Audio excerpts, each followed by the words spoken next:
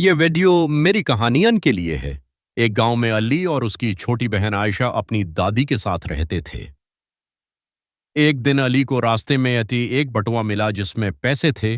वो बटुआ घर ले आया। दादी ने उसे सिखाया कि को ईमानदारी सबसे बड़ी दौलत है। अली वो बटुआ वापस उस शख्स को दे आया जिसका वो था।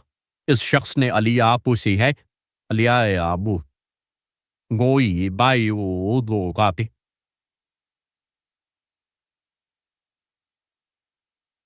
और तहफे में किताब दी।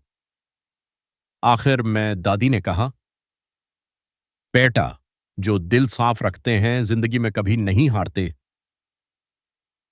यब्बिनी या साफ में नाचिया मोथीस माइसिया मरबानाई आज की कहानी।